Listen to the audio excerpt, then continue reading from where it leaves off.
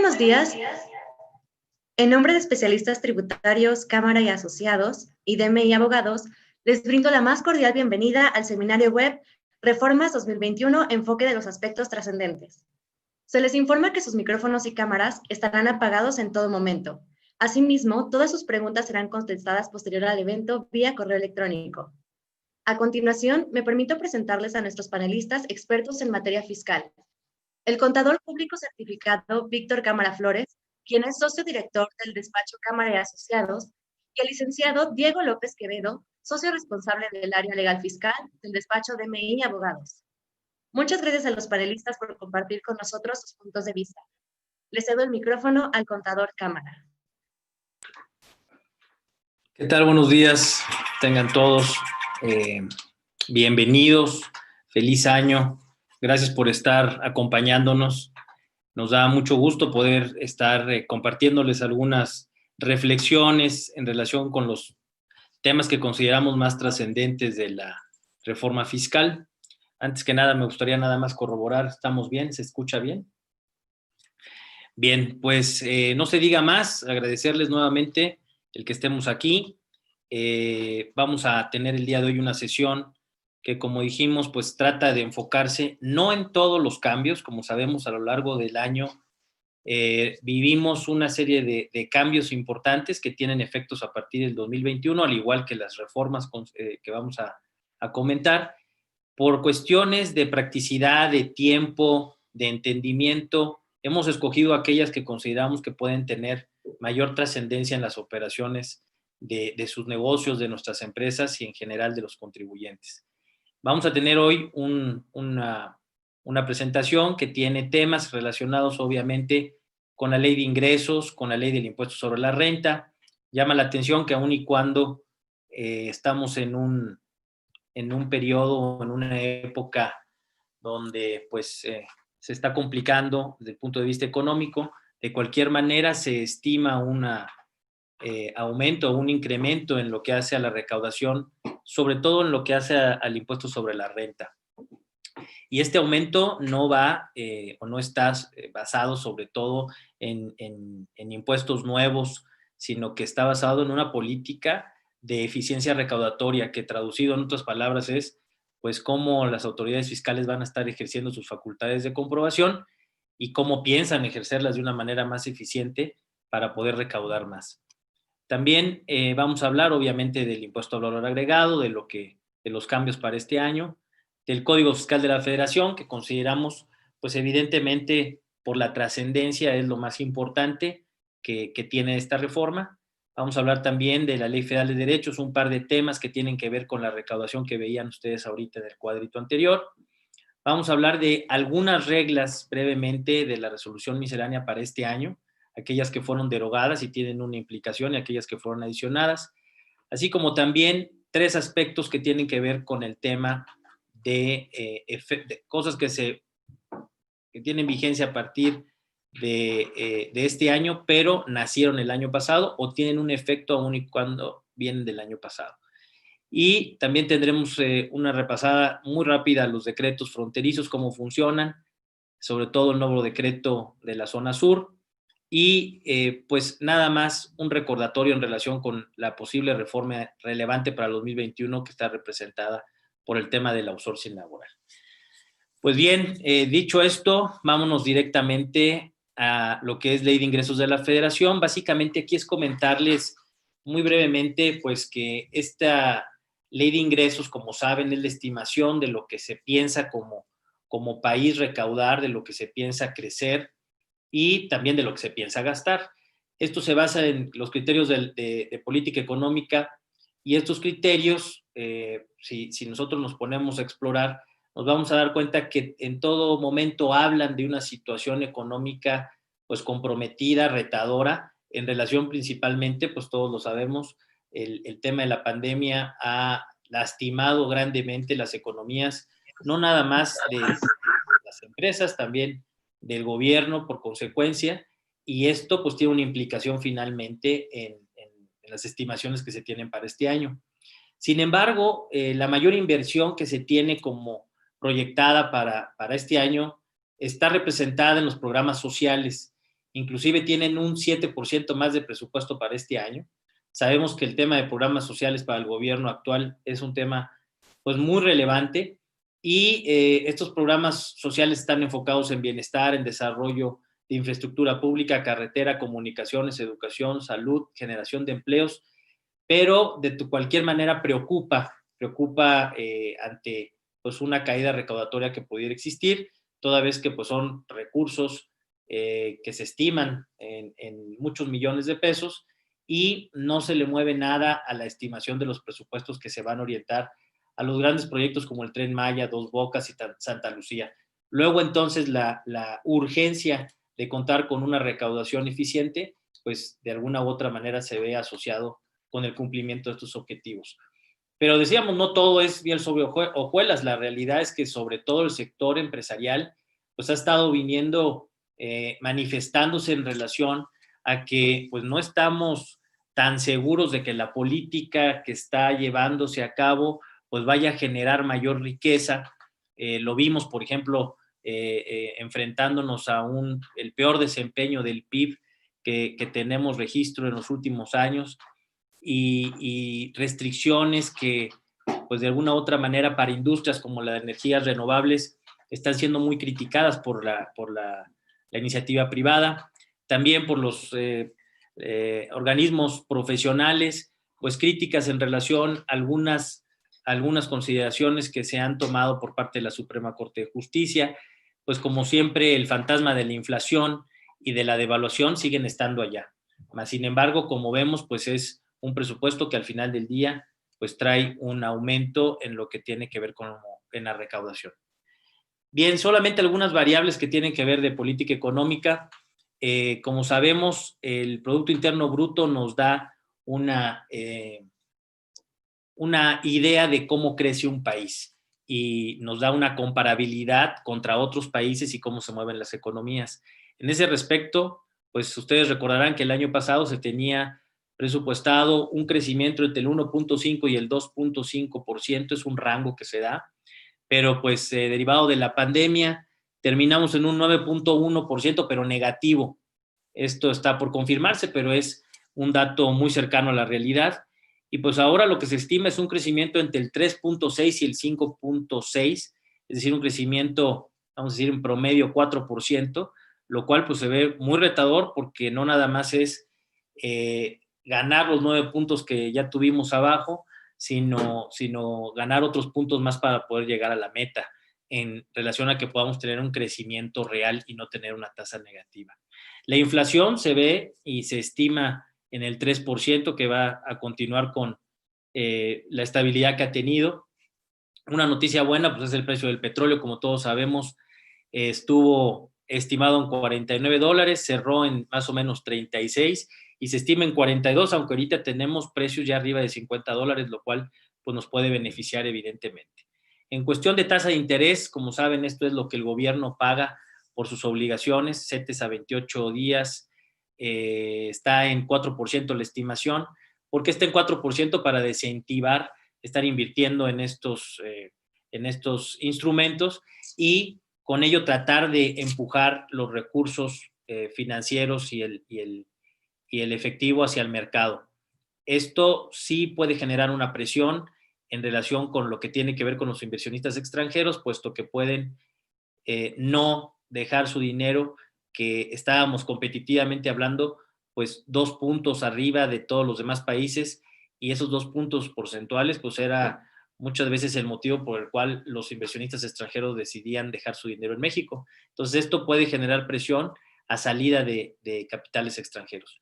Y un tipo de cambio que se estima casi en 22 pesos, cerramos en 19.90 o casi en 20 pesos. Me parece que aunque cerremos en 19.90 o casi 20 y un desliz de 2 pesos, aunque sí es importante, pues no estaríamos hablando como tal de una devaluación y para tales efectos, pues ojalá y que así se vea, porque también el que tengamos una apreciación del peso nos genera el que tengamos como país menos ingresos en relación con las exportaciones, sobre todo de petróleo. Entonces es un tema que pues tiene dos vertientes. Estos son los principales criterios generales de política económica con los que se basaron para efectos de hacer las estimaciones de ingresos y obviamente del gasto o del presupuesto del gasto correspondiente.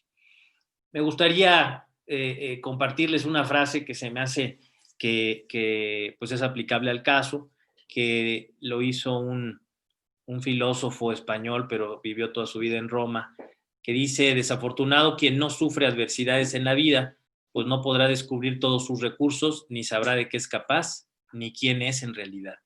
Me parece que efectivamente las adversidades y los contrapesos, pues de cierta manera nos hacen sacar lo mejor de nosotros, y tenemos que ver de qué vamos a ser capaces, pues para afrontar toda esta realidad que, como vemos, pues tiene bastantes variantes, y tendríamos que estar viendo cómo lo vamos a poder contrarrestar para que pues sigamos creciendo. Bien, en materia de la ley del impuesto sobre la renta, nos gustaría comentar que, como ustedes saben, ha sido muy criticado el tema del título tercero o de las entidades sin fines de lucro. Ahora se condiciona a las 5 actividades que están ahí, por ejemplo, dedicados a investigación científica y tecnológica, prevención y control de contaminación, reproducción de especies en peligro de extinción, aquellas que realicen actividades de investigación y preservación de flora y fauna, o aquellas que otorgaban becas, ya siempre han estado como no contribuyentes. No contribuyentes es que no paguen impuestos sobre la renta, pero siempre y cuando no distribuyan remanente distribuible o no distribuyan utilidades.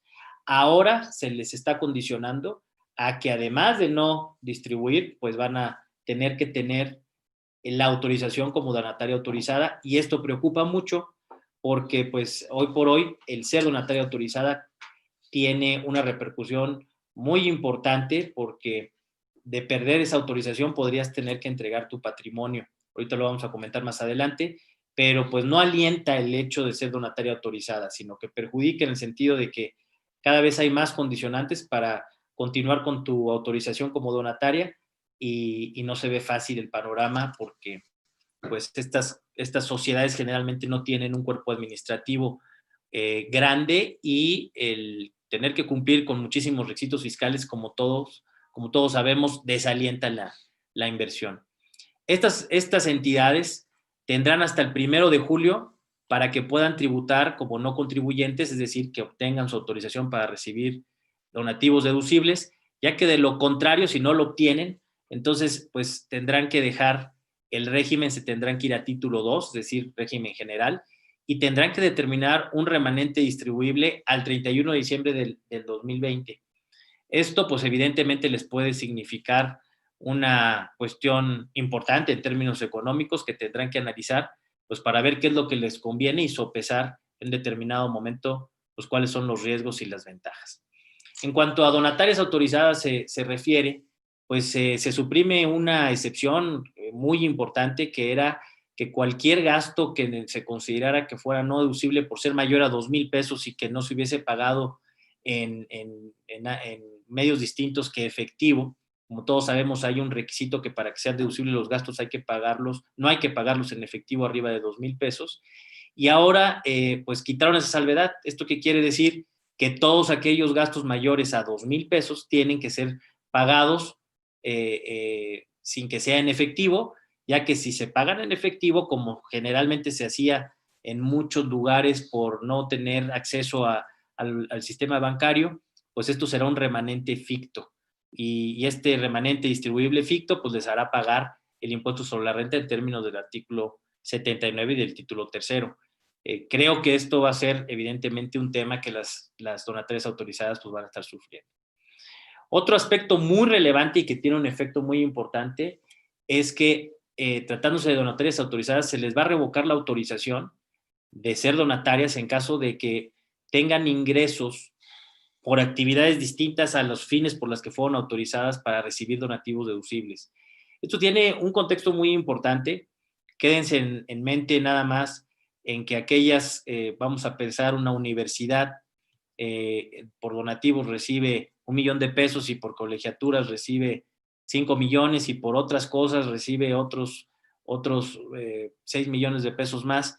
Pues si se llega a pasar el 50% del total de sus ingresos, perdería la autorización correspondiente, y esto pues evidentemente representa una limitación a las actividades que generalmente les generaba pues una forma de vivir, una economía.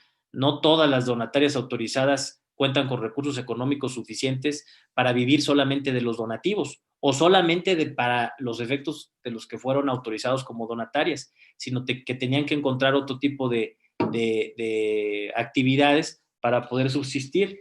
Entonces, esto, tratando de evitar la evasión, pues creo que están pagando justos por pecadores y hay que tener mucho cuidado.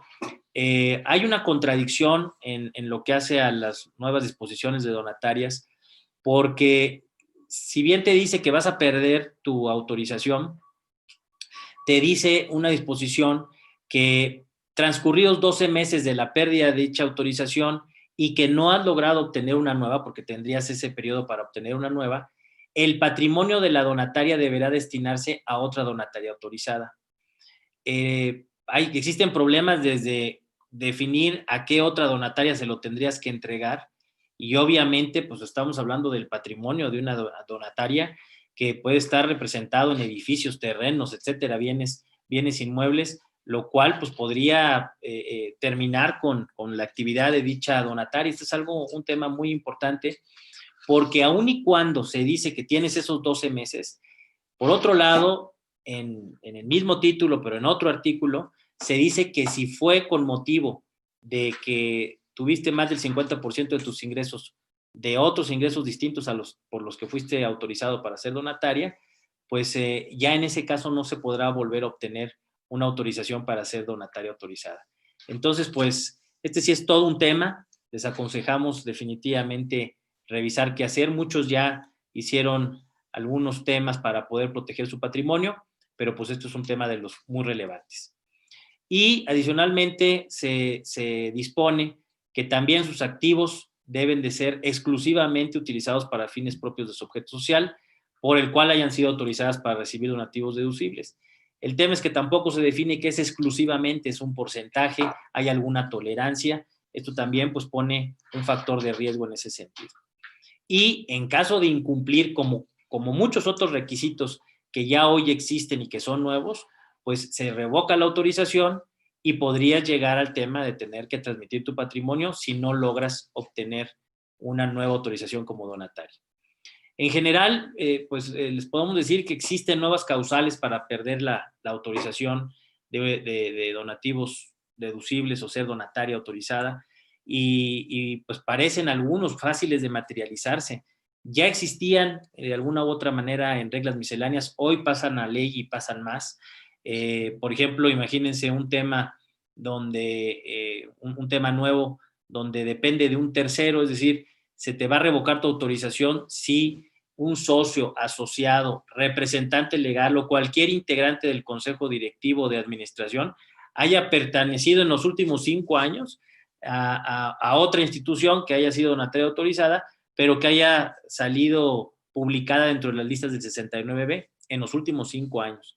Entonces, esta situación es preocupante, puesto que deriva de la conducta de un tercero, que pues muchas veces tú no vas a saber si ese tercero pudiera tener alguna complicación indirectamente a través de otra donataria que haya perdido su autorización de esta manera. Sí son causales que hoy por hoy preocupan mucho a las donatarias, puesto que no depende nada más de la administración de la donataria el continuar con la autorización, con lo cual pues esperamos que sí haya muchas donatarias que ya no vayan a optar por continuar como tal y que cambien a un régimen de título 2 con las consideraciones que me parece que nos puede llegar como sociedad o como comunidad a afectar, pues en un tema de diferentes precios, de un incremento en los servicios que ellos otorgan. Estoy pensando, por ejemplo, en las universidades y pues esto, pues más allá de quizás tener un beneficio, pues no sabemos como sociedad si realmente lo vamos a tener, ¿no? Bien, en materia de maquiladoras, muy rápido, se aprueba la modificación al párrafo tercero del artículo 182, exclusivamente para evitar otras interpretaciones. Ahora ya queda claro que nada más una resolución particular, un APA, o bien el cálculo del safe harbor, que es el señalado en el artículo 180 de la ley, son los que pues, se tienen que aplicar para efectos de que la maquiladora cumpla con sus requisitos de que operaciones están bien pactadas y los márgenes de utilidad aplicados son los correctos. Anteriormente se interpretaba o podía interpretarse que con un estudio era suficiente, ahora ya queda claro. Otro de los temas importantes, hablando de plataformas digitales, es que cambia las tasas de retención y con ello se facilita la retención que se le tiene que hacer a las personas que enajenan o prestan servicios a través de plataformas. Anteriormente eran 3 tablas y estas 3 tablas tenían como tal pues un porcentaje gradual. Ahora ya nada más los porcentajes son fijos y estos porcentajes dan como consecuencia, pues sí hay un beneficio, ¿no? Si vemos un comparativo de 2020 con 2021, tomamos los mismos tipos de ingresos de enero a diciembre, nos vamos a dar cuenta con las disposiciones anteriores se llegaba a un ISR mayor que a lo que sería hoy por hoy. En el ejemplo, el ISR me daba 8,479 pesos y en el ejemplo estamos considerando un ISR de 3,760, considerando la aplicación o la opción de poder considerar estas retenciones como definitivas. De igual manera, si lo comparamos contra el régimen general, es decir, que la persona física estuviera en régimen general, nos damos cuenta que esta retención que es obligatoria y que opcionalmente se puede optar por dejarla como definitiva, pues también implica pues una ventaja para quienes enajenan por ahí sus productos y una desventaja para quienes tienen una tienda y lo enajenan directamente desde su local. Entonces, cuando vemos estas diferencias y obviamente si las llevamos a ingresos reales de cualquier negocio, pues pareciera que en algunos casos van a desaparecer tienditas o deberían desaparecer para que pagaran menos si todo el comercio lo hicieran de manera digital. Esto otra vez pues tiene un tema que pues los contribuyentes y los empresarios tienen que tomar en consideración para ver cómo llevan a cabo sus actividades. En materia de IVA, también hablando de plataformas, se hace una modificación y se modifica para efectos de decir que sigue existiendo la excepción para IVA en el caso de personas físicas que enajenan bienes muebles usados. En ese sentido, la plataforma que preste el servicio, su servicio está grabado con IVA. No se puede en un determinado decir que es un accesorio y que también está exento de IVA.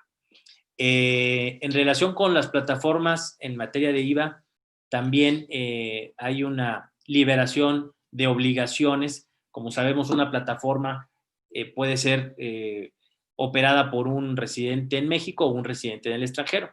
Cuando se trata de residentes en el extranjero, pues obviamente es más difícil poderles cobrar los impuestos. En ese sentido, lo que existe ahora es que puede haber un intermediario, vamos a pensar en PayPal, que para efectos prácticos se vuelve el retenedor del 100% de los impuestos que, vamos a decir, un servicio de streaming hubiese tenido que pagar por sus actividades. Si este intermediario les retiene al 100%, les libera a los residentes en el extranjero de todas las obligaciones del 18D y del 18J de la ley del IVA, lo cual lo hace interesante y creo que es una buena medida. En relación con las plataformas, también vimos un movimiento muy interesante y muy importante, creo yo, necesario, que es que aquellos que no cumplan con las obligaciones que tiene una plataforma, una entidad que presta estos servicios a través de, entonces se les va a bloquear el acceso a través de bloquearles esto por la compañía que les preste el servicio de Internet. Hay todo un protocolo, hay suficiente tiempo aparentemente para que se pueda solventar cualquiera de las obligaciones que nos han llevado a cabo, pero pues sí hay que tener cuidado porque obviamente el bloqueo es temporal y se puede volver definitivo. ¿Quién tendría que tener también cuidado? Pues obviamente los que prestan el servicio del Internet a esas compañías, porque esas compañías pues van a tener que bloquearles el servicio. No sé si técnicamente va a ser fácil o va a ser difícil, pero si no lo hacen van a tener una multa, una sanción que vamos a ver más adelante. Y bueno, pues hay que tener cuidado con relación a los plazos que tiene cada quien, tanto para solventar la omisión como para efectos del bloqueo de las páginas de Internet. En materia de renta, pues como ven, y de IVA, No son muchos los cambios de la reforma del 2021, pero pues los cambios que hemos visto fueron los que consideramos que son más relevantes. Enseguida le paso la voz a Diego López, que nos hablará un poco en tema del Código Fiscal de la Federación y sus cambios. Muchas gracias, Víctor. Pues buenos días a todos. Antes que nada, quiero desearles un feliz año, feliz inicio de año con mucha salud y bienestar para todos. Y también pues quiero agradecer su asistencia a nuestro webinar de reformas fiscales para 2021, en donde nos enfocamos en los aspectos más trascendentes de estas modificaciones. En primer lugar, bueno, quiero hacer una pequeña consideración de que en la exposición de motivos se señaló que se consideró esta situación social y económica extraordinaria por la que atraviesa el país, derivado de este virus SARS-CoV-2 o COVID-19, a efecto de tomar las medidas urgentes e indispensables para enfrentar la pandemia. Y lo que nos llama la atención es que pues desde el año pasado, en el transcurso del año pasado, que pues prácticamente estuvimos en pandemia, más de la mitad del año, y en esta reforma no vemos estímulos ni apoyos fiscales generales y contundentes para los contribuyentes para precisamente afrontar los efectos que se ha provocado. Por ejemplo, un tema que hubiera sido muy favorable es regresar la compensación universal de contribuciones o permitir la deducción total de prestaciones exentas de los trabajadores. Realmente no vemos gran cosa. Hay algunos estímulos que comentará Víctor más adelante, pero realmente son temas que ya estaban y simplemente se amplían.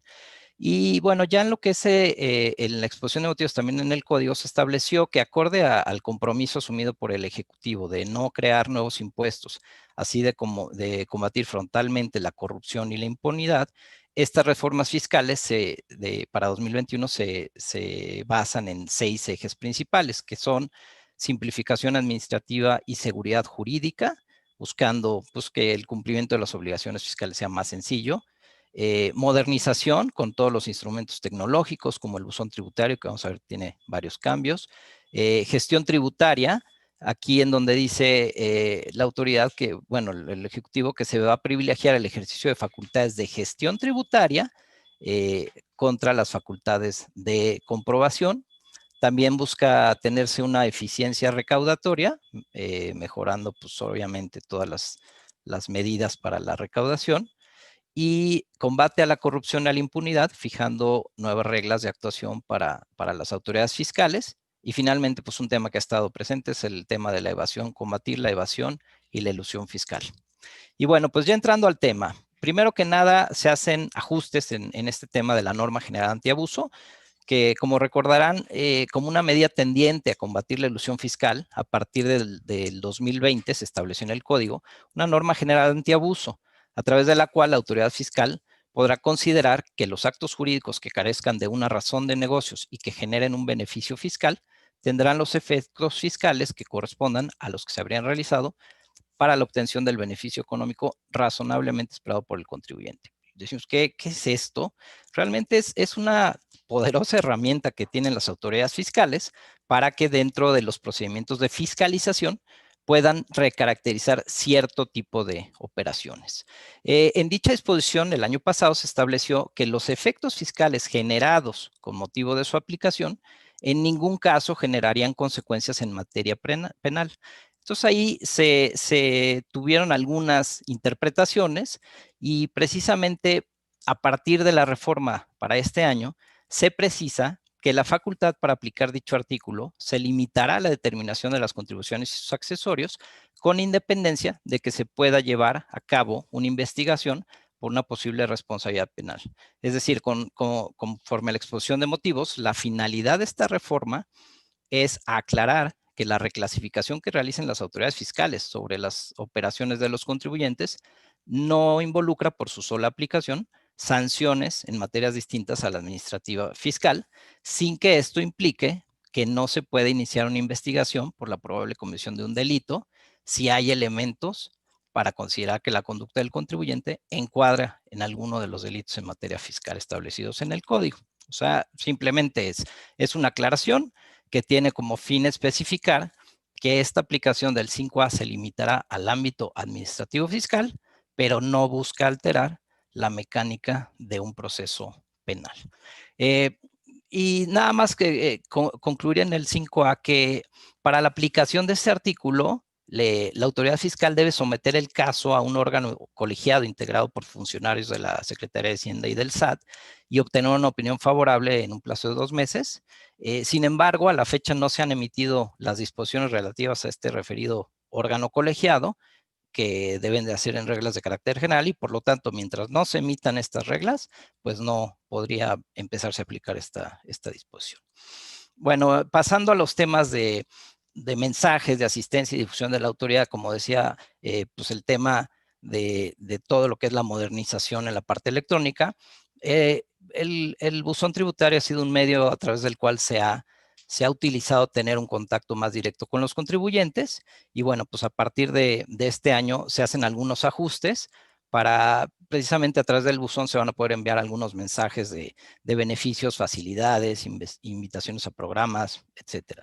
Pero lo que llama la atención es, va a haber, como siempre, las autoridades tienen una parte en donde pues se enfocan a la difusión del cumplimiento de obligaciones, y ahora pues, se especifica o se hace mucho énfasis en que, que las autoridades fiscales darán asistencia a la ciudadanía en general, ya no dice a los contribuyentes, respecto de las obligaciones fiscales, y proporcionarán todo este material de apoyo para la explicación de las disposiciones, fomentando la cultura contributiva y promoviendo la formalidad.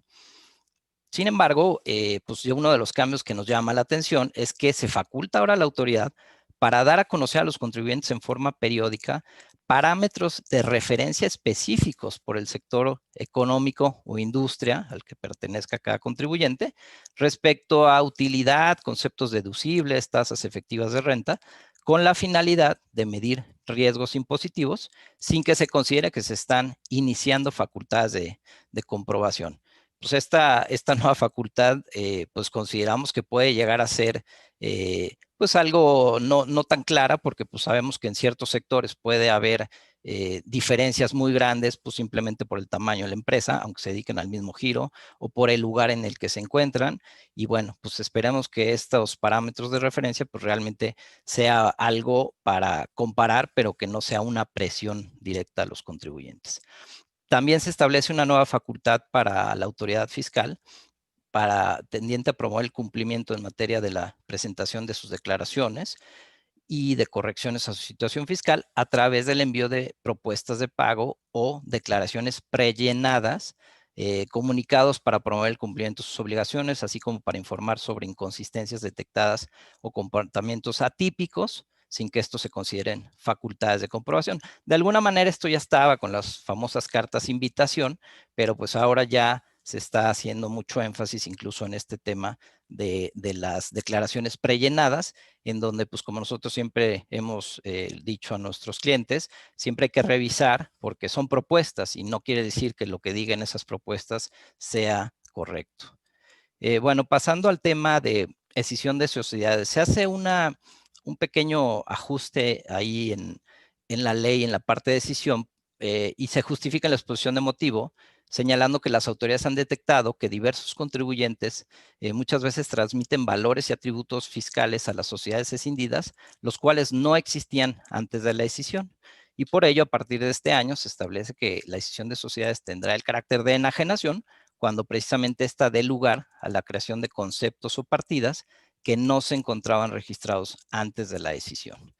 En congruencia con esta reforma, se hace un ajuste en la parte de responsabilidad solidaria de las sociedades.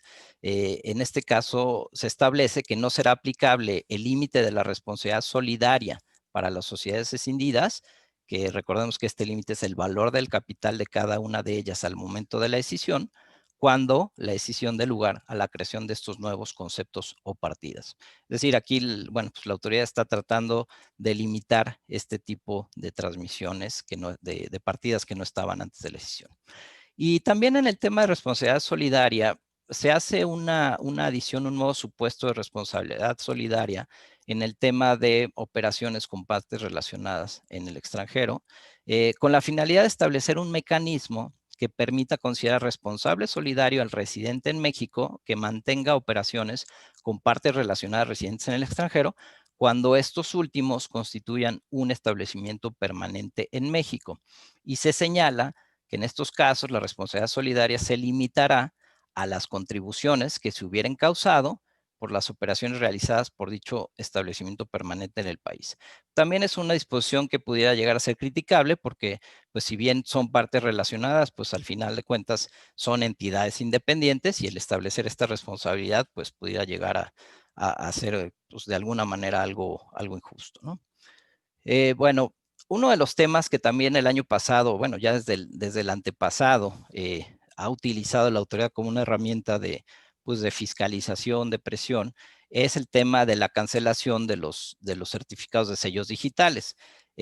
Como recordarán también en la reforma fiscal para 2020, comentamos el año pasado, se estableció que las autoridades, previo a la cancelación definitiva de los certificados de sellos digitales para emitir los comprobantes fiscales, digitales por Internet, podrían restringir temporalmente su uso en ciertos supuestos y el contribuyente a través de un procedimiento de aclaración ante el SAT puede desvirtuar o subsanar las irregularidades detectadas a efecto de que estos certificados les sean reactivados. ¿Qué sucede? A partir de este año, de 2021, se establece que los contribuyentes a los que se les hubieran emitido facturas por operaciones simuladas, por los famosos EFOS, perdón, a los contribuyentes que emiten estas operaciones simuladas, es decir, los EFOS, que no hayan desvirtuado su presunción de inexistencia de operaciones, o bien a los contribuyentes que no desvirtuaron la presunción de transmisión indebida de pérdidas fiscales, esta del 69B bis, que no se les aplique el proceso de restricción temporal, sino que estos directamente procederá la autoridad a cancelar sus sellos de forma inmediata. Y en estos supuestos también se hacen algunos ajustes al artículo 17H, que es a donde se pasan estos dos supuestos, para homologar el plazo de resolución. Primero que nada, se amplía el plazo de 3 a 10 días para que la autoridad emita respuesta a la solicitud de aclaración, si es que la presentan, y en caso de que se hayan dejado sin efectos estos certificados de sellos digitales. Entonces, aquí podemos ver, en el caso de la restricción temporal, qué es lo que se establece, que es un nuevo límite de 40 días para presentar la solicitud de aclaración para subsanar las irregularidades detectadas en el caso de la restricción temporal. Es un plazo que anteriormente no se establecía y como recordaremos, bueno, pues tenemos este plazo de los 40 días. En el momento en que se presenta la aclaración, la autoridad tiene la obligación de reactivar el certificado del sello digital. Si posteriormente la autoridad tiene 5 días para requerir documentos adicionales, se tendrá este plazo también de 5 días para contestarlo y posteriormente la autoridad tendrá 10 días para emitir la resolución definitiva si es que se convenció y si se reactiva. Simplemente comentar que si pasa el plazo de los 40 días y el contribuyente no presentó su solicitud de aclaración, pues la autoridad fiscal procederá a dejar sin efectos en forma definitiva estos certificados de sellos digitales. Aquí le cedo la palabra al contador Víctor Cámara para el tema de devoluciones. Y aquí regreso con ustedes. Espero que lo estén encontrando interesante, que se estén tomando un cafecito, un té o algo allá en sus casas. Bien, en cuanto a la devolución de saldos a favor, pues la autoridad evidentemente en el afán de no devolverle a quien no le debe de devolver, se establece ahora que aquellos que estén como contribuyentes no localizados, pues no se les va a devolver, se les va a desistir su trámite de devolución y como consecuencia se tendrá como no presentada. Lo importante es que el plazo en el cual esto se lleve a cabo, pues se va a considerar que no interrumpe la prescripción, entonces hay que estar pues muy atentos, ¿verdad?, a este tipo de trámites porque nos ha sucedido, no digo a quién porque está aquí presente, pero en algunos casos nos ha sucedido que las empresas piden sus devoluciones ya casi cuando se va a perder el derecho para solicitar la devolución de un saldo a favor. Bueno, pues en el caso de que te digan, que te consideren como no localizado, cosa que depende muchas veces de un visitador, pues entonces en esos casos te van a negar la devolución, pero no se va a entender que hubo una interrupción en el plazo de la prescripción. De igual manera, ahora se establece que también la autoridad no devolverá si hay cualquier tipo de problemas con la cuenta de bancos ajenas a lo que pues, tenga que ver con el propio banco. Hablamos, por ejemplo, de temas de la UIF y todo esto, pues bueno, si hay un problema para realizar el depósito, pues evidentemente no devolverá esos importes y hay que regresar con ellos para hacer el trámite de la aclaración correspondiente. De igual manera, se establece que, pues como algo de alguna u otra manera que debe de simplificar sus procesos internos, que la autoridad puede ejercer sus facultades de comprobación en los términos del propio 22 de manera individual por cada devolución o por la totalidad de las solicitudes. Entonces, esto podría llegar a ser, no quiero pensar mal que esto retrase más todas las devoluciones, más bien pensaría yo que tendría que jugar en favor del tiempo, porque en lugar de tener una revisión por cada una, pues se englobaría de cierta manera la revisión. ¿Qué problema le veo? Pues que si hay algún mes que de alguna manera está más complicado que otro, pues quizás pueda también representar un reto. Sin embargo, pues no es algo que se haya hecho antes. Vamos a ver cómo funciona. El tema es que ya tienen esa facultad. Bien. Y se aumentan 10 días más para la autoridad para que una vez terminando sus facultades notifique su resolución. Anteriormente eran 10 días, ahora van a ser 20 días. Bien, déjenme ponerle aquí tantito silencio. Está Bueno, una ambulancia.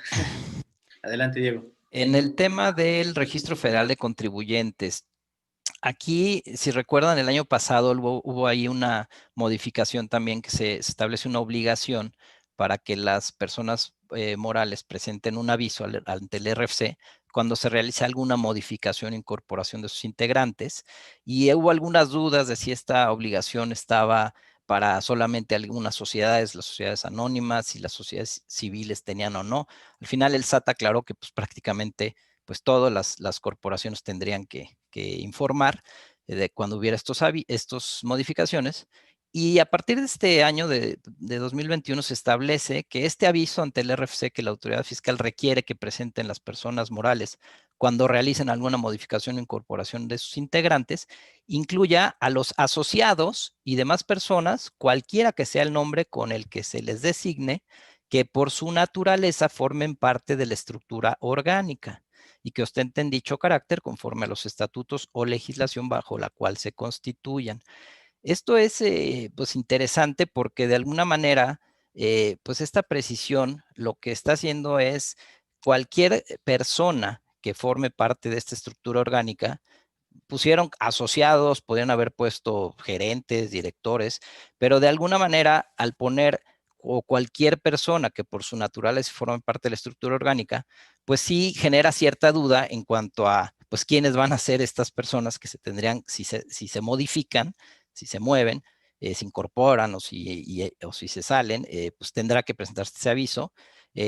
Evidentemente, pues en una estructura orgánica tenemos al Consejo de Administración, ciertos consejos de vigilancia, hay consejos consultivos, está la Asamblea General. En nuestra opinión, bueno, evidentemente hay ciertos temas que se deben tomar en cuenta, que es básicamente, pues cuando una persona que integre esta sociedad tenga, pues la toma bajo su, ahora sí que va dentro de sus facultades, la toma de decisiones dentro de la sociedad, pues pudiera considerarse que forma parte de este órgano de estructura orgánica.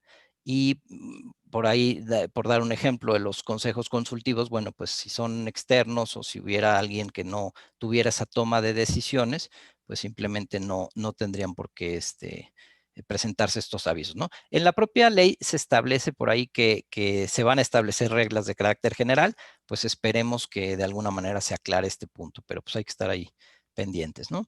Y otro cambio que se da precisamente también en el tema del RFC es que se faculta a las autoridades para suspender o disminuir las obligaciones de los contribuyentes cuando se confirme que estos no han realizado alguna actividad en los 3 ejercicios previos.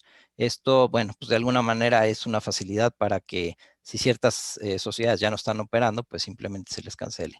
Y hay un tema que es interesante, que es nuevos requisitos para la cancelación del RFC, en donde se establece que cuando se trate precisamente de esta cancelación en el RFC por liquidación total de activo, por cese de total de operaciones o por fusión de sociedades, a efecto de que esta cancelación sea procedente, se deben de cumplir ciertos requisitos, y entre ellos es no estar sujetos al ejercicio de facultades de comprobación, no tener créditos fiscales a su cargo, no encontrarse incluidos en los listados que establecen los artículos 69, 69b y 69b bis del Código, y esta que me llama la atención, que sus ingresos declarados concuerden con los señalados en los FDIs. Es decir, esta famosa facultad que también tiene la autoridad para cancelar o suspender o restringir temporalmente los sellos digitales cuando los ingresos no concuerdan con los FDIs, pues ahora si se quiere cancelar el RFC de una sociedad, pues también habrá que ver que esté perfectamente en ese tema, si no, no procederá la cancelación, ¿no?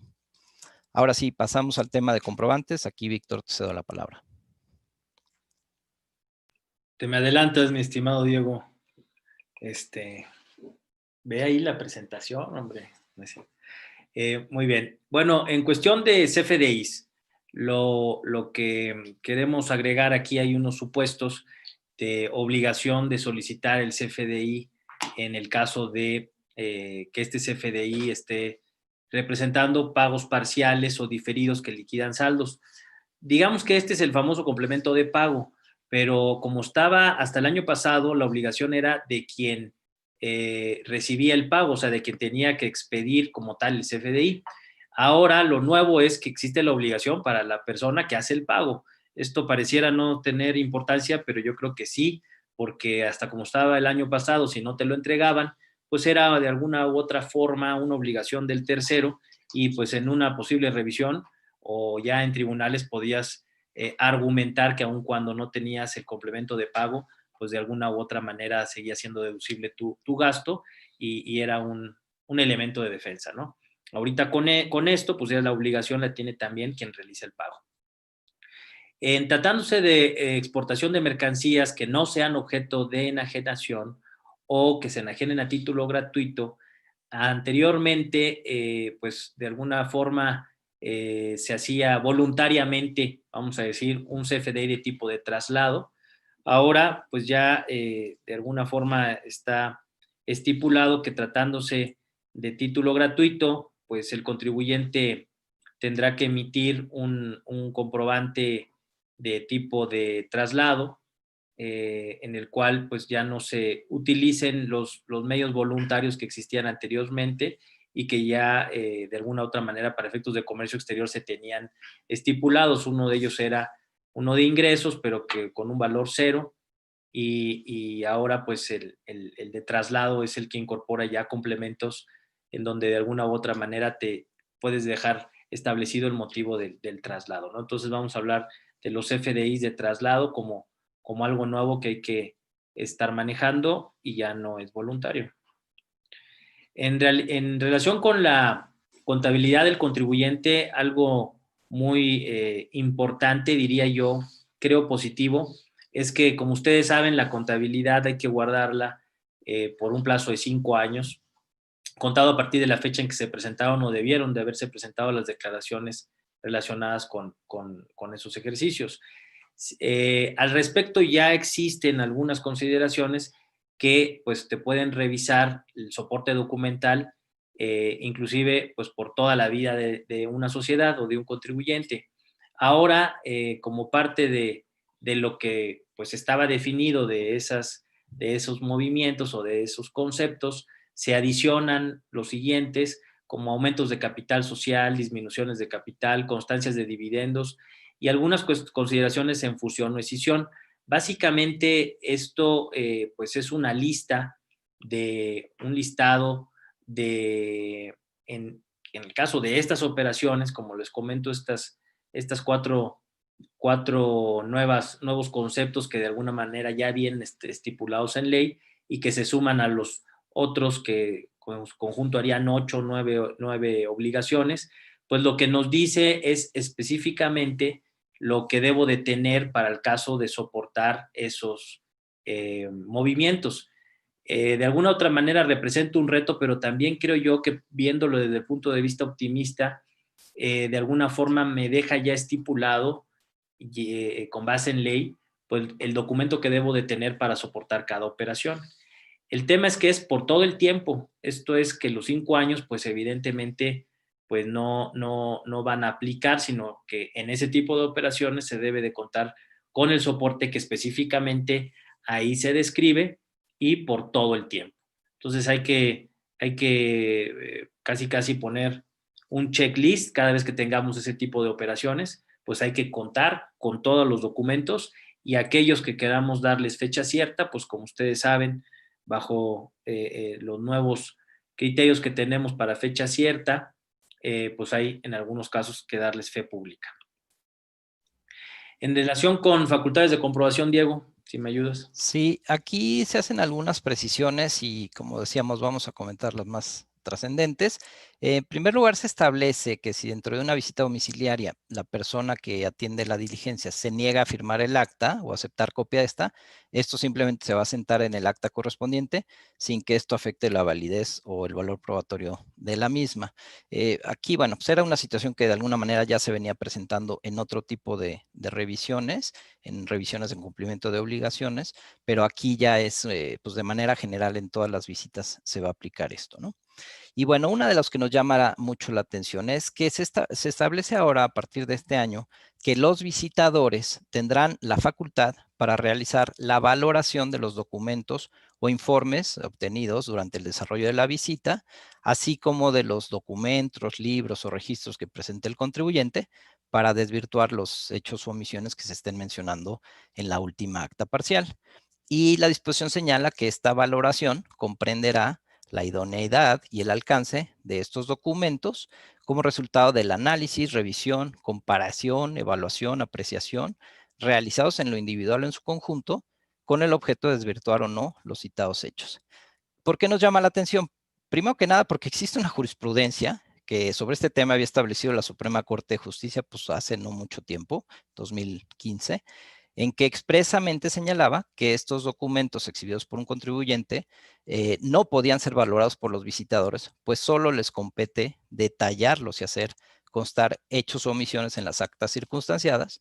Y incluso en esa tesis, y simplemente leo esto muy rápido, dice que como auxiliares de las autoridades fiscales, es decir, un visitador es autoridad, es auxiliar de la autoridad fiscal, solo están facultados para sentar hechos o omisiones que observen durante la visita, pero dentro de sus atribuciones no se encontraba el determinar estos créditos. Bueno, ¿qué están haciendo? Le están dando esta facultad. Sin embargo, de alguna manera, por ahí hay una tesis también reciente de la Sala Superior del Tribunal Federal de Justicia Administrativa, en donde también señalaba que no podían los visitadores hacer esta valoración porque en su nivel tendrían siempre que revisar esto o determinar, quien está facultado para determinar las contribuciones es la autoridad competente la que ordena la visita y no ellos, ¿no? Pues simplemente a partir de este año, bueno, pues ya lo podrán hacer. Esperemos que esto pues no afecte mucho el resultado de estas visitas. Por otra parte, se adicionan como lugares en los que se podrán llevar a cabo las visitas para verificar el cumplimiento de obligaciones de los contribuyentes, las oficinas, bodegas, almacenes o donde se realicen actividades administrativas en relación con los mismos, adicionando además la posibilidad de que la autoridad fiscal levante una o más actas en dichas visitas. ¿Qué pasaba? Muchas veces se llegaba a un lugar y decían, no, pues aquí no es el domicilio fiscal, esto es simplemente un almacén, una bodega, una oficina, y entonces, pues ahora ya va a haber esta facultad directamente llegar ahí y se puede llevar a cabo la visita. Y importante señalar que el Senado rechazó la propuesta para que las autoridades fiscales puedan utilizar herramientas tecnológicas para recabar imágenes o material que sirviera como constancia de bienes y activos en el domicilio fiscal de los contribuyentes, que pues había sido muy criticada. Sin embargo, cuando si leemos la parte en donde el Senado lo rechazó, simplemente dijeron que no estábamos preparados en este momento, pero que se iba a analizar para el siguiente periodo de sesiones el poderlo establecer de una forma pues que fuera factible y que respetara las garantías de los gobernados. En mi opinión, yo creo que es una herramienta que sería, pues de alguna manera pudiera llegar a ser nuevamente muy criticada.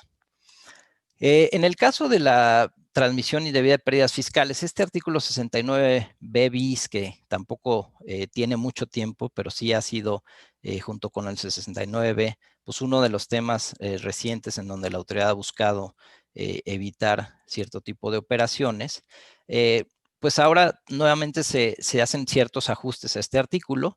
Ahora se establece que esta presunción de la transmisión indebida de pérdidas fiscales se actualiza, además de otros supuestos, cuando se obtengan pérdidas, se adviertan deducciones cuya contraprestación esté amparada con la suscripción de títulos de crédito o cualquier otra figura jurídica, que es lo que de alguna manera le están adicionando, y la obligación adquirida se extinga mediante una forma de pago distinta a las previstas en la ley para efectos de deducciones en la ley de renta, ¿no?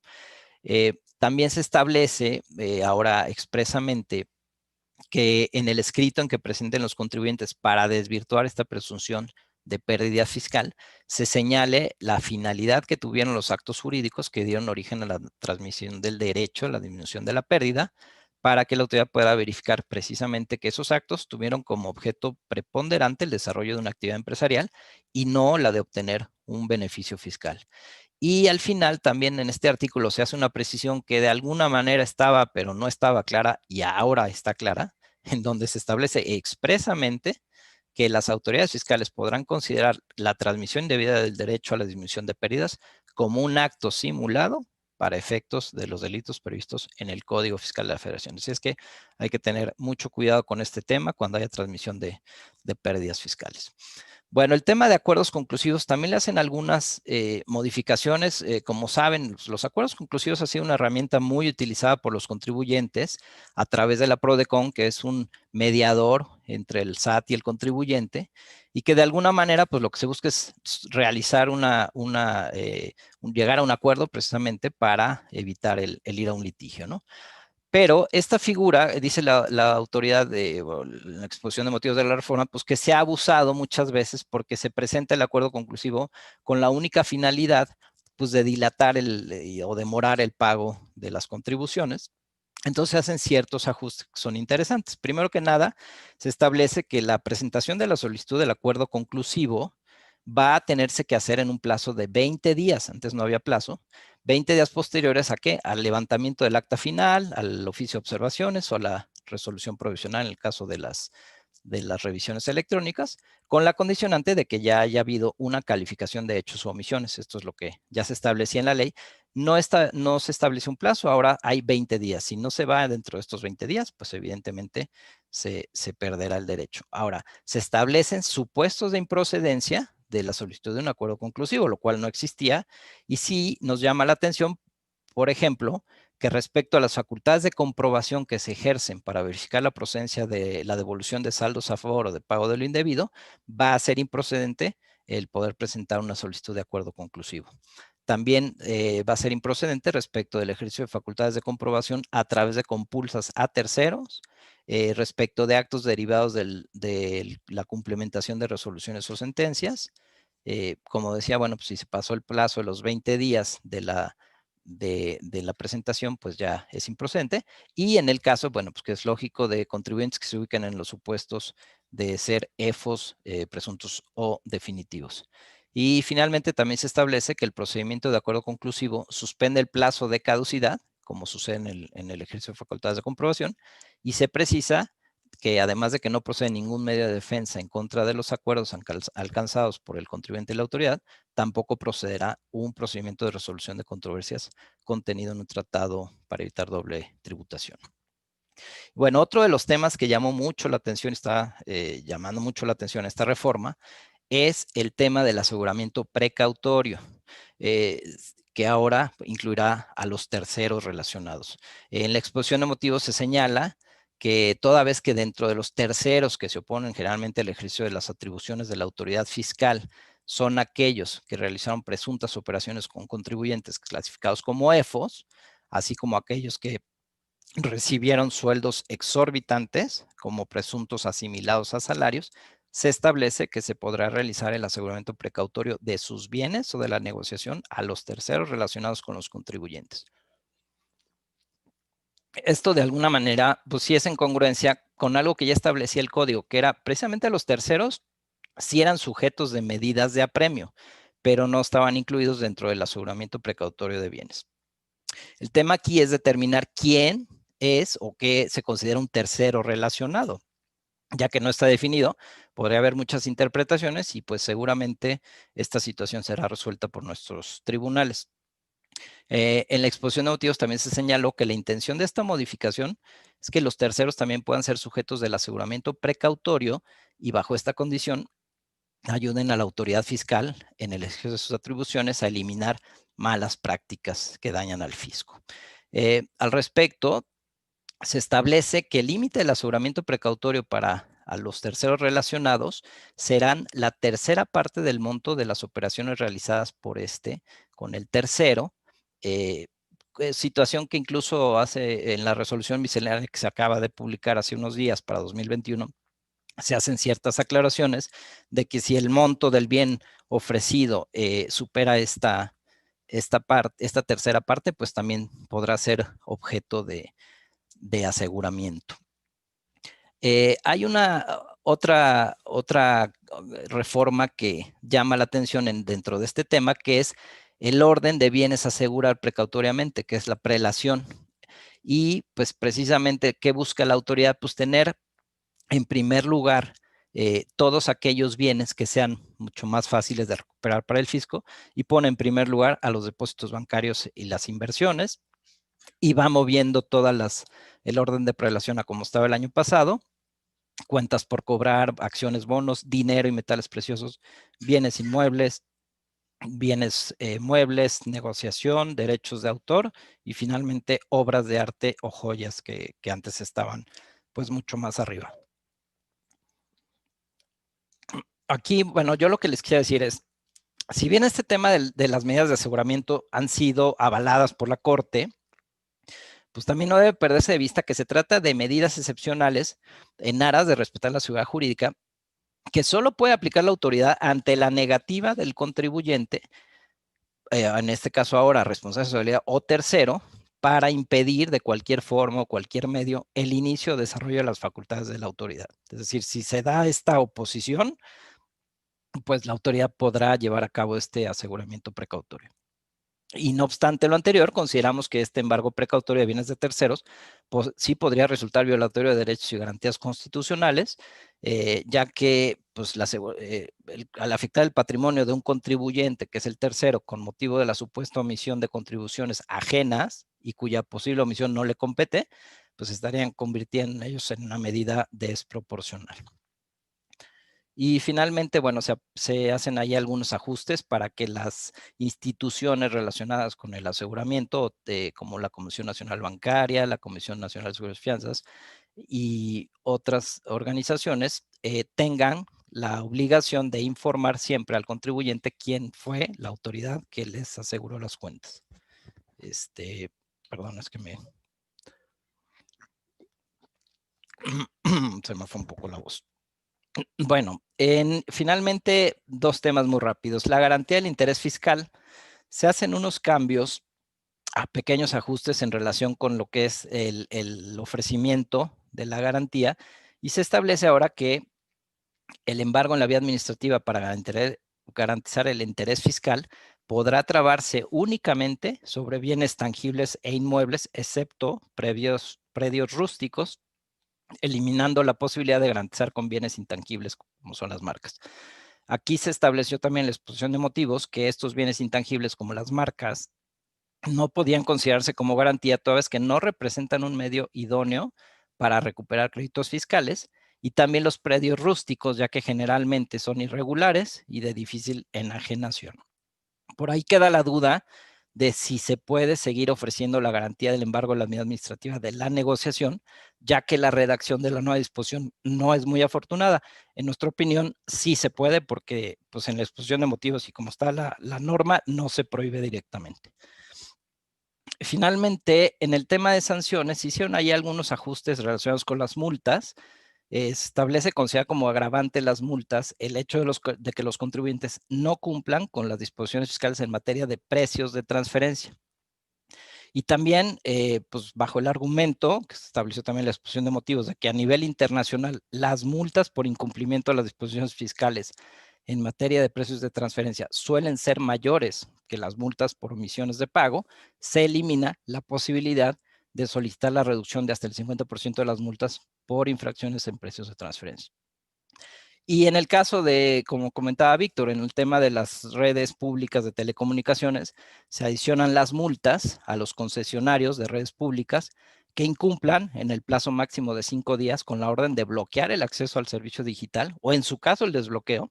Y estas multas serán de 500,000 a 1,000,000 de pesos y se impondrán por cada mes de calendario que transcurra sin cumplir con estas órdenes, ¿no? Entonces, bueno, de manera general, esto es lo más importante en el código. Hay otros ajustes, pero como comentábamos, aquí simplemente estamos comentando lo más trascendente, y si tienen cualquier duda o pregunta, como dijimos al principio, mándenos sus preguntas y se las contestaremos vía electrónica.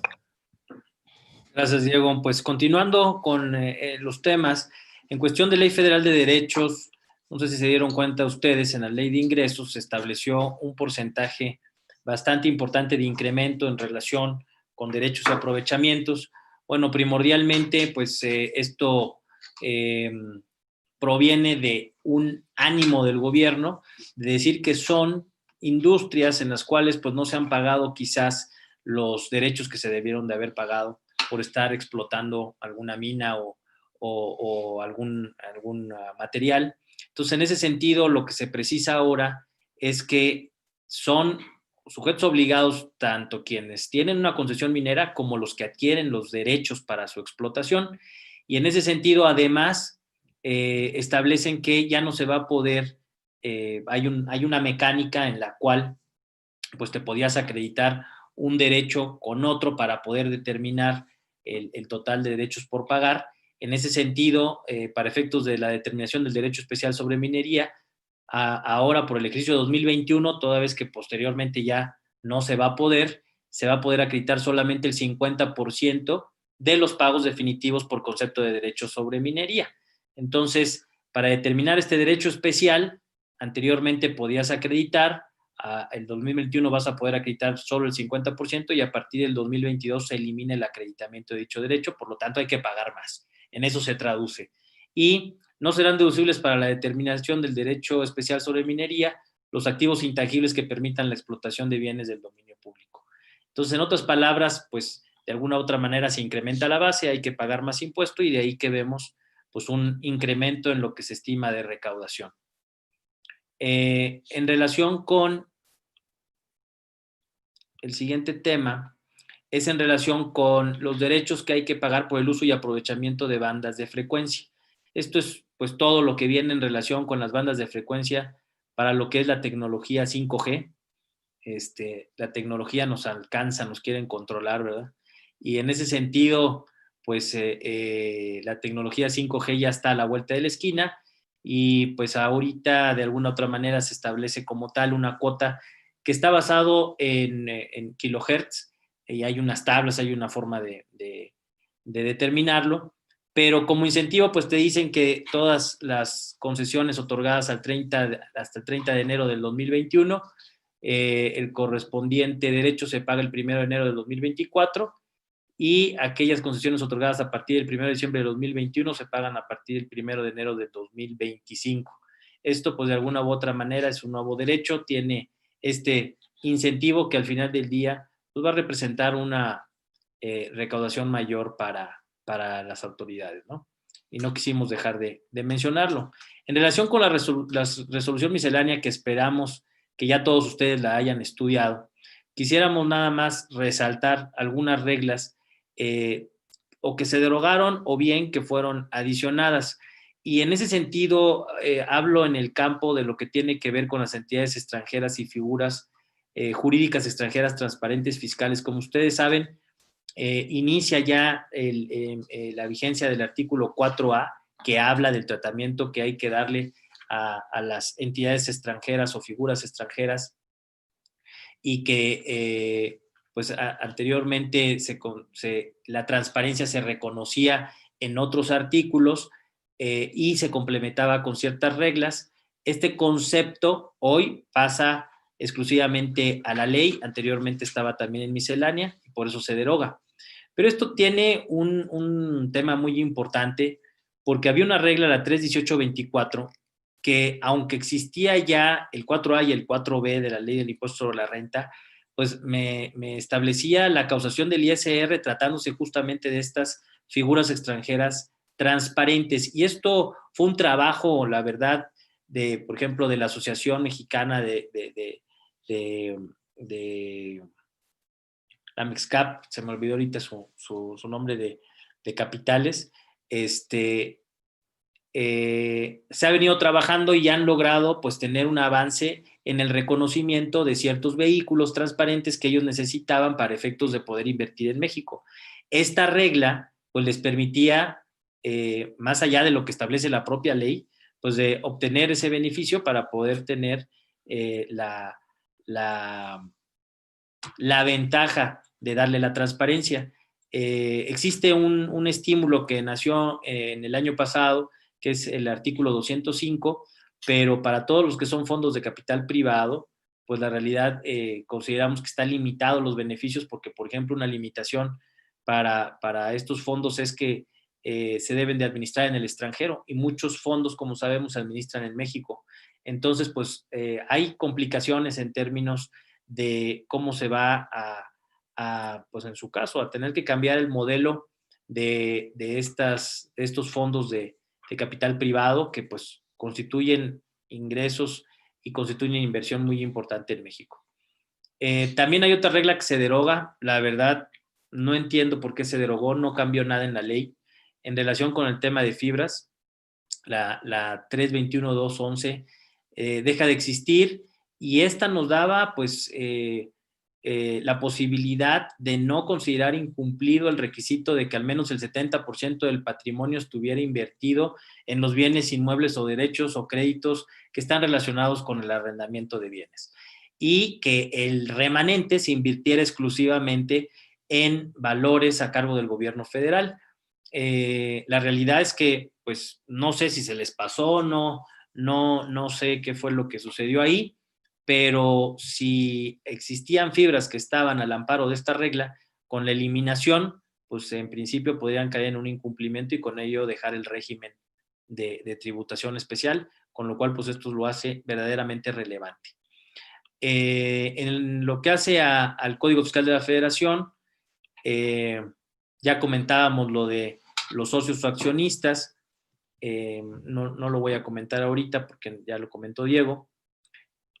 Y en el caso de la regla 28123 del Código Fiscal, se adiciona como parte de la certificación de la existencia de contable del pasivo y del valor correspondiente del mismo, que para efectos de aumentos de capitalización de pasivos ahora se va a necesitar la certificación por parte de un contador público que se inscriba en donde pues justamente dé fe o certifique la existencia de dicho pasivo. Evidentemente esto es un tema que va a traer consecuencias relacionadas con esta práctica de capitalizar pasivos, pues ahora tendrá que estar certificado para poder darle cumplimiento a esta regla. También se adicionan algunas otras reglas que tienen que ver, por ejemplo, la 321.7, con el estímulo que está asociado al 205 y al que decía que se había derogado de lo que tiene que ver con las figuras jurídicas extranjeras. En realidad este estímulo pues está ahí, esta regla se adiciona, habla de cómo presentar el aviso para reconocer quién está detrás de la figura y cumplir con lo que te establece el 205, pero insisto, solamente para algunos le va a aplicar, ya que en algunos otros, y muchos, pues no pueden aplicar ese estímulo y con la derogación de la regla que ya mencionábamos, pues evidentemente tienen que hacer un análisis al respecto, ¿no? En relación con las reformas, creo que este es un punto sumamente importante para compartir con ustedes, que tienen que ver con cambios en el 2020, pero que tienen alguna vigencia a partir del 2021. Les hablábamos del artículo 4A, pues recordando nada más que entró en vigor pues ya a partir del 1 de enero de este año, y que básicamente lo importante es establecer pues cuáles son los efectos de tener como tal una inversión a través de una figura extranjera que no tenga personalidad. En este caso, depende mucho dónde se vaya a llevar la administración y esto, de dónde se lleva la administración, me da la fórmula de cómo debo de reconocer los efectos fiscales en México. Por ejemplo, cuando se administran en México, pues son sujetas al impuesto sobre la renta por ingresos de fuente mundial, es decir, la figura extranjera transparente se vuelve opaca y se convierte en una persona moral común y corriente en México. Y si la administración está fuera de México, entonces pagarán impuestos en México por los ingresos que provengan de México. Entonces, esto es por lo que hace la figura, pero por lo que hace al dueño de la figura, que transparenta los efectos, pues tendrá que acumular el ingreso y tendrá el derecho de acreditar el ISR correspondiente conforme al artículo 4A. Viendo un ejemplo muy práctico, imaginemos una LP canadiense que no tienen personalidad jurídica, con una administración en México. ¿Qué pasaría en estos casos? Pues la persona física, suponiendo que invierte en emisoras que están cotizando en Bolsa Mexicana de Valores, en SIC, pues tendrían que pagar un ISR por los rendimientos y ganancias que obtuvieran por dichas operaciones como definitivo. El vehículo, como tiene la administración en México, estaría tributando como residente en título 2 y por lo tanto, por lo que hace a esos ingresos, estaría pagando el 30% de tasa del impuesto a la renta que comúnmente pues paga cualquier empresa. Cuando esa persona física haga su declaración anual y que tiene que evidentemente reconocer el mismo ingreso y que esa persona física, como habíamos dicho, paga el 10% definitivo sobre dichas operaciones, pues tendrá la posibilidad de acreditarse lo que pagó el vehículo, que en este caso pues fue el 30%, y con ello pues tendría un saldo a favor y tendría la posibilidad de pedirlo en devolución, lo cual muchas veces pues no es sencillo. La verdad, el artículo 4A en general no es sencillo. ¿Qué pasaría si la administración está en el extranjero? Como habíamos dicho, la persona física siempre paga. Y en este caso, si los ingresos vienen de SIC, pues pagará el 10% en ese sentido a nivel anual. ¿Qué pasa con el vehículo? El vehículo, como nada más tributaría como no residente en México, es decir, su administración está en el extranjero y solamente tributaría en México por los ingresos que obtiene de ahí, se entendería que hay una transparencia y le aplicaría el ISR al 10%. El punto importante es cuándo lo paga, se lo retienen o no se lo retienen, y qué pasa finalmente con la persona física. En este caso, consideramos que en todos los, no hay un procedimiento como tal establecido que te dé esa claridad, pero pues debiese de ser que el vehículo tribute en los términos del título cuarto, presente una declaración donde pague el 10% y posteriormente la persona física también presente su declaración anual en los términos del título cuarto y se acredite ese 10% donde ya no tendría saldo a favor ni saldo a cargo.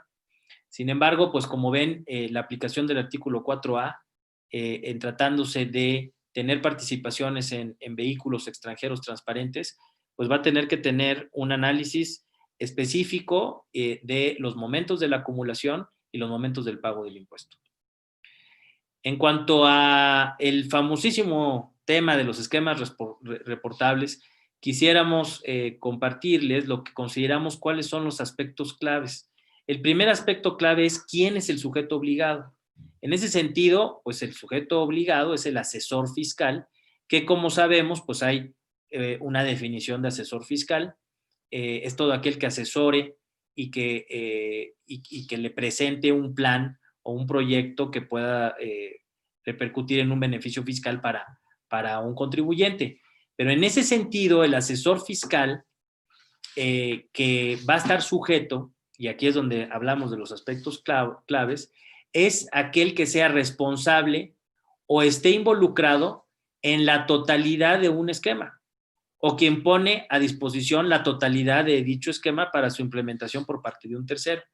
Y yo creo que aquí el tema de la totalidad, pues nos habla de un concepto que hay que considerar para saber si un asesor fiscal que solamente hace una parte, pues evidentemente no estaría haciendo la totalidad del esquema, no estaría involucrado en el mismo y pudiera no considerarse asesor fiscal estrictamente de la interpretación de lo que establece como tal esta definición del 197 del Código Fiscal de la Federación. También pueden ser obligados los contribuyentes. En ese sentido, hay 6 supuestos. Entonces, hay que evaluar por parte del contribuyente, es decir, quien aplica el esquema que le puede representar o le representa un beneficio fiscal, si con independencia de que el asesor fiscal debería de ser el sujeto obligado, si en su caso no cae en las causales de ser el obligado directo. Y en ese sentido hay 6. De esas 6, pues evidentemente es cubrir por parte de la autoridad fiscal que en todos los casos los esquemas que considera que se deben de reportar se reporten.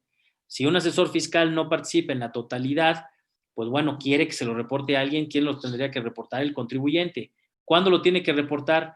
Cuando no le proporciona el número de identificación del esquema emitido por el SAT, ese asesor fiscal, pues estará obligado el contribuyente. Cuando este haya sido diseñado, organizado, implementado y administrado por el propio contribuyente, o sea que no hay otro asesor fiscal más que el propio contribuyente. Cuando beneficios fiscales en México de un esquema reportable realizado por una persona que no sea considerado asesor fiscal, pues evidentemente toma las veces del quien tiene que reportar el contribuyente o la persona moral.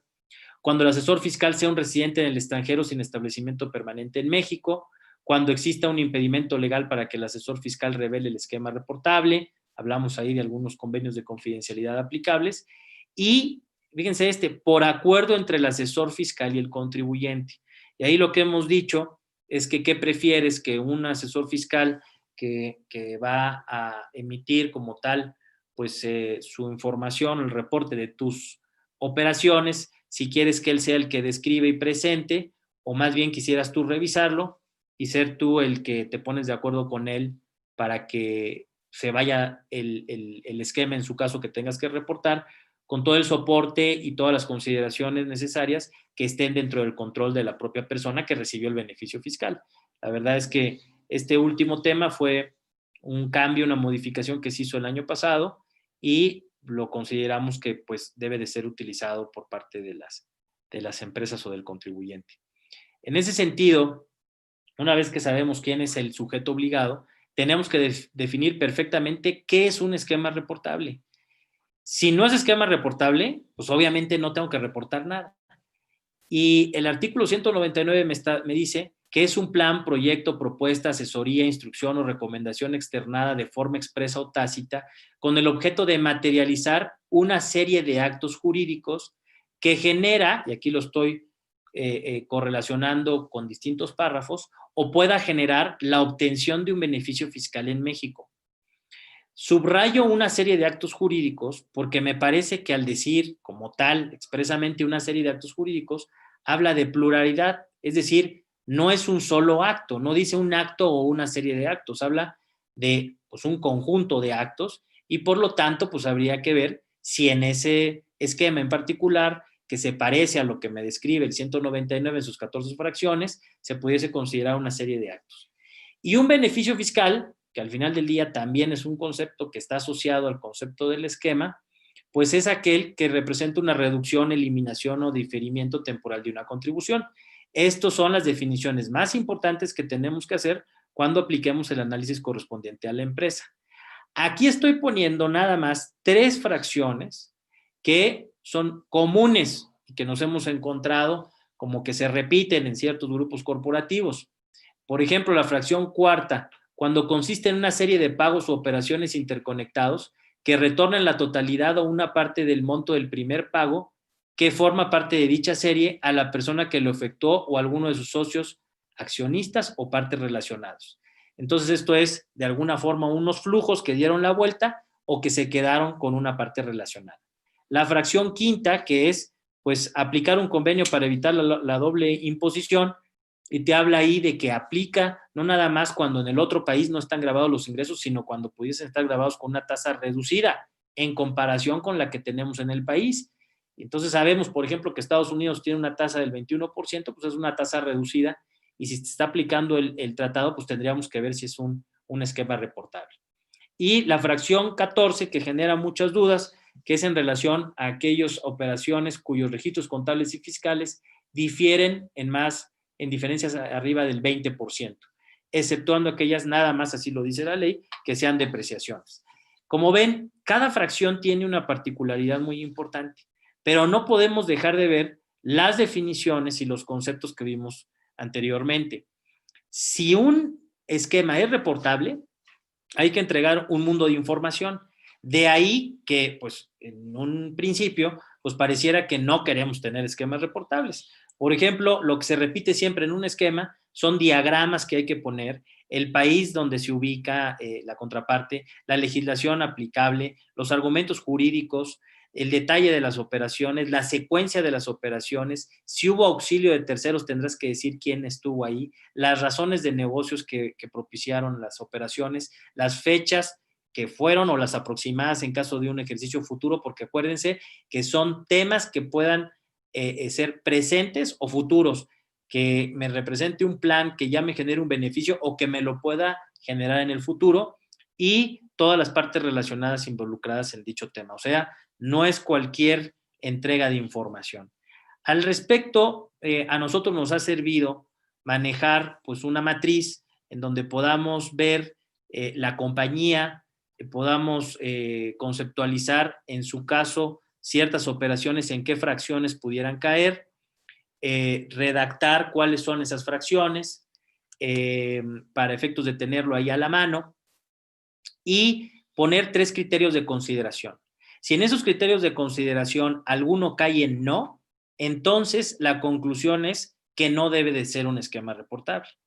Entonces vamos a pensar que en el primer caso se está hablando de un excedente de flujos donde se otorga un préstamo y en el futuro se capitaliza el pasivo en otra parte relacionada. ¿Hay una serie de actos jurídicos? La respuesta es sí. ¿Hay un beneficio fiscal involucrado? Pues tendríamos que irnos más a fondo ese detalle, pero vamos a pensar que no. ¿Por qué? Porque el beneficio fiscal es en México, y si alguien otorga un préstamo a una parte relacionada en el extranjero, pues, y el que otorga el préstamo es el mexicano, pues entonces el efecto sería que la deducción se obtiene en el extranjero y el mexicano pues tendría un ingreso por intereses. Luego entonces pues no hubo un beneficio fiscal en México porque no hubo ni reducción ni disminución de una contribución. Pareciera entonces que cuando nosotros vamos haciendo todo este análisis, pues vamos borrando de nuestra mente pues muchos de los esquemas que en un determinado momento en principio pudimos haber pensado que eran reportables.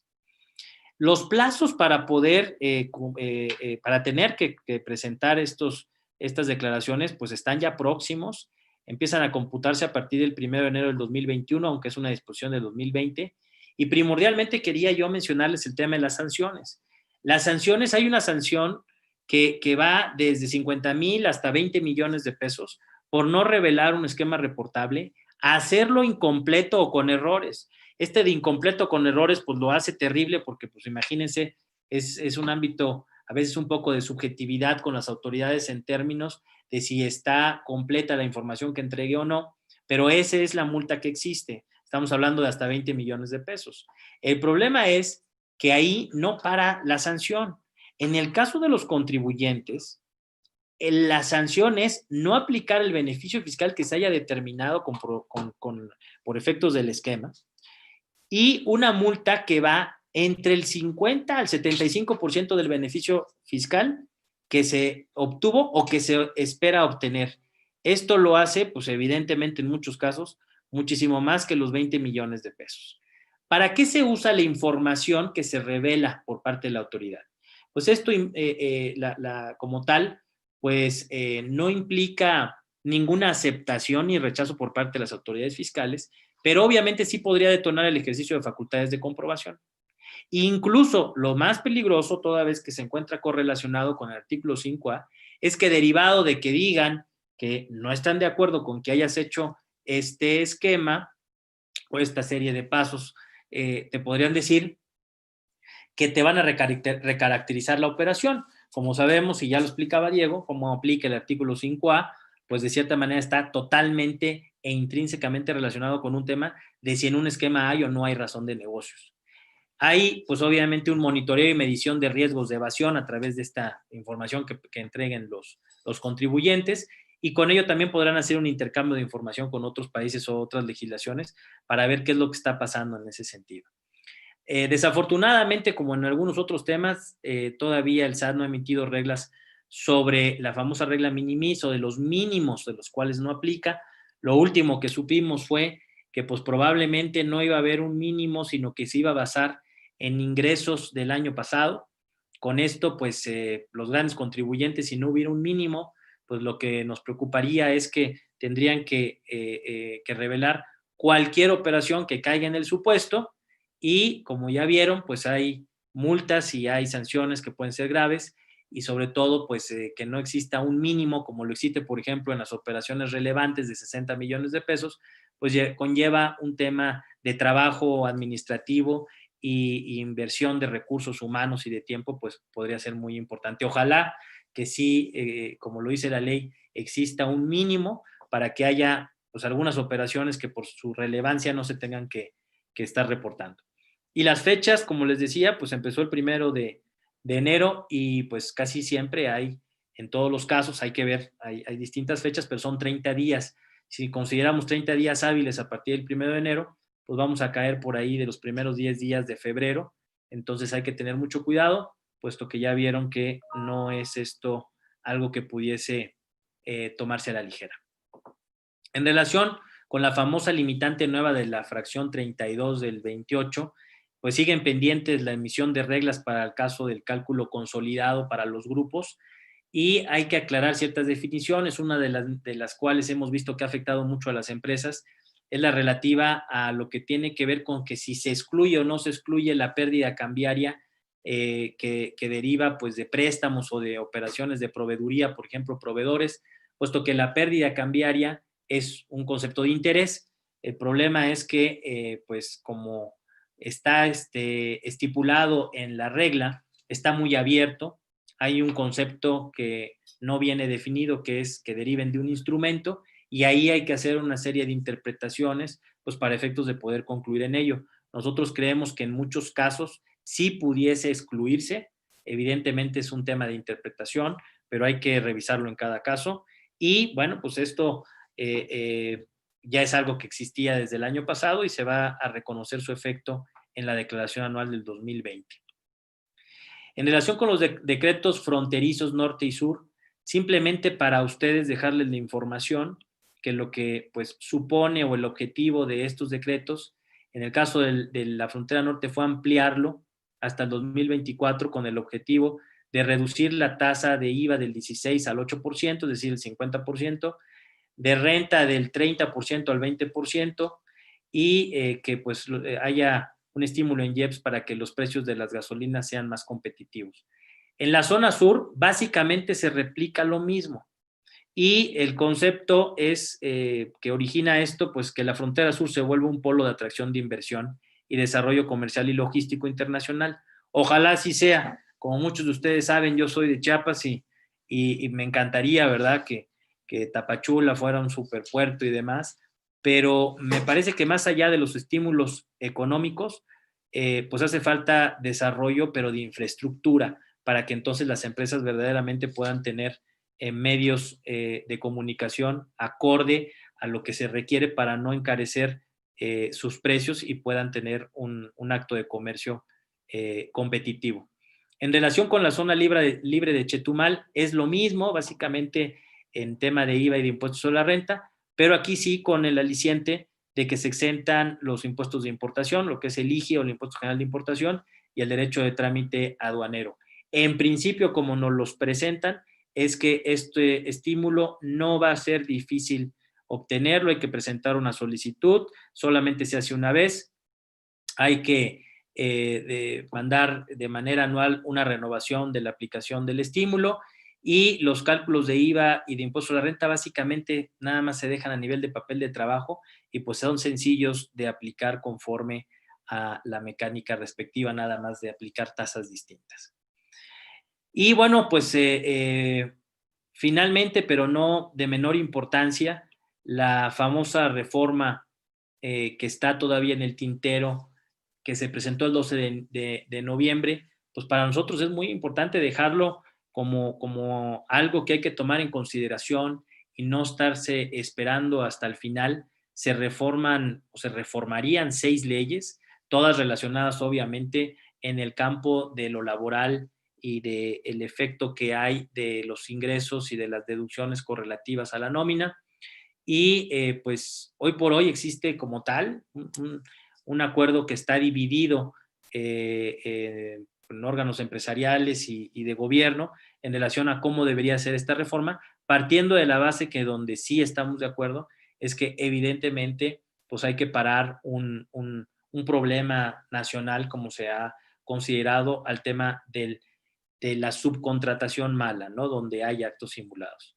En ese sentido hay una nueva definición en donde básicamente se prohíbe la subcontratación de personal como hoy la conocemos y que es aquella, ahora bajo esta nueva definición, en donde una persona física o moral, es decir, un patrón, proporciona o pone a disposición trabajadores propios en beneficio de otra. Y esto es todo sobre lo que se va a tener que analizar el tema en cuándo se considera que se proporciona y se pone a disposición trabajadores. Ahí es el análisis fino. La otra definición es que, bueno, si bien no hay subcontratación, sí de personal, sí puede existir si la misma se considera de servicios o de obras especializadas, es decir, que sí hay personal que se pone a disposición, pero son servicios especializados. Estos van a ser posibles prestarlos, pero tienen muchos requisitos que no son tan fáciles de cumplir. Por ejemplo, no pueden formar parte del objeto social ni de la actividad económica de la beneficiaria.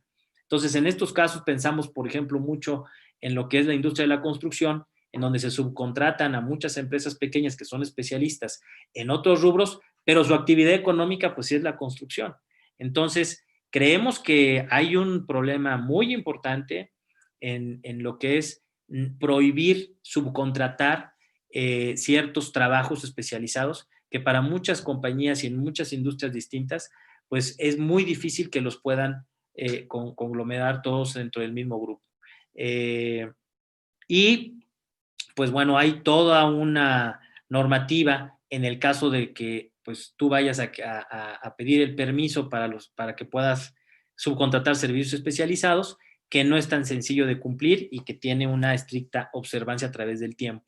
Estos son los 8 puntos importantes de la posible reforma. La primera es la prohibición de la subcontratación laboral. La segunda es lo que decía de los servicios especializados que requiere autorización de la Secretaría de Trabajo y Previsión Social. La tercera es pues que tenemos que meternos y echarnos un clavado a lo que es la definición o la nueva definición de subcontratación de personal para efectos fiscales.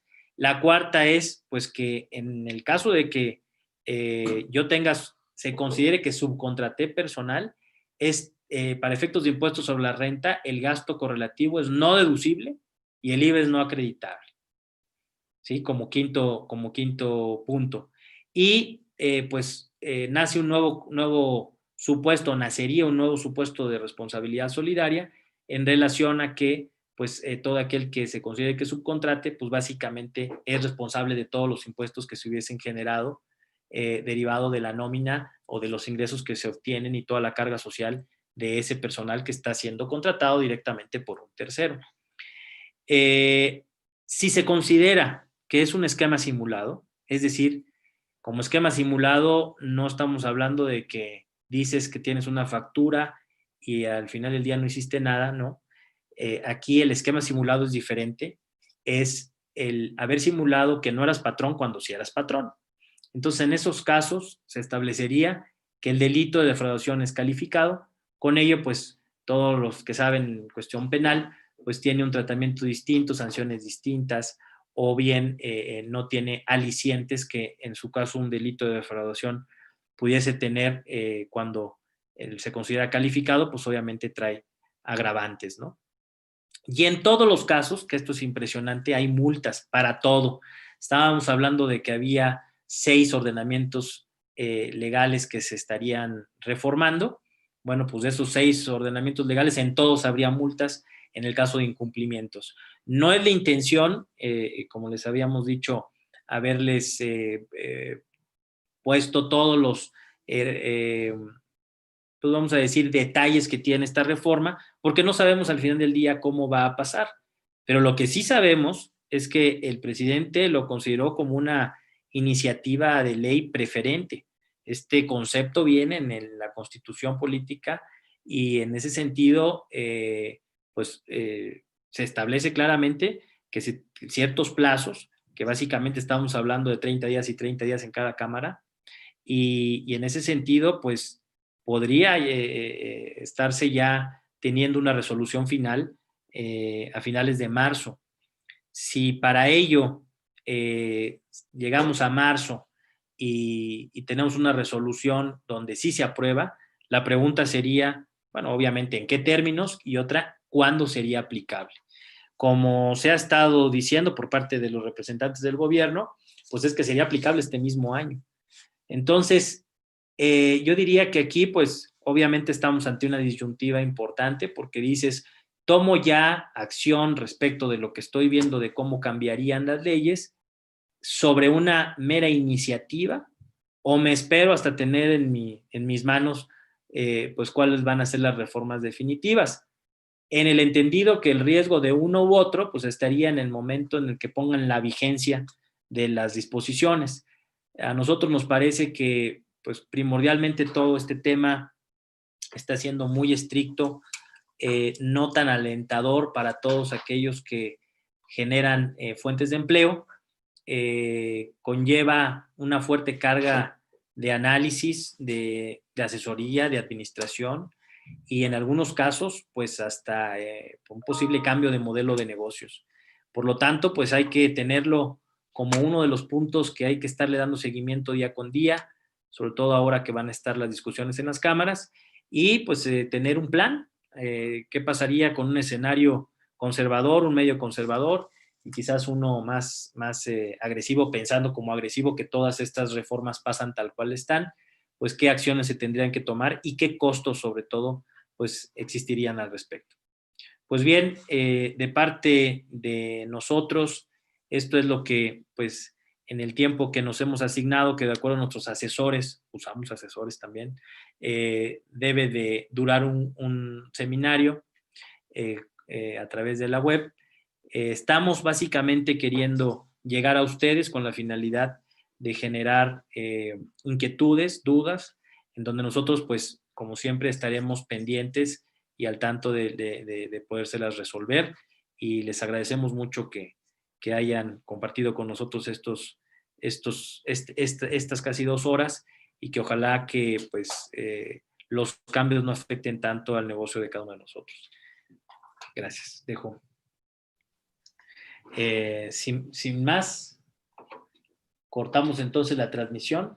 Por favor, mándenos sus preguntas vía mail y se las estaremos contestando sin lugar a dudas en un plazo razonable, contestando todas y cada una de ellas. Gusto de saludarlos y estamos en contacto. Gracias. Gracias. Bueno, muchas gracias a nuestros panelistas y a los que nos acompañaron. Y bueno, así concluye este webinar de las reformas fiscales 2021.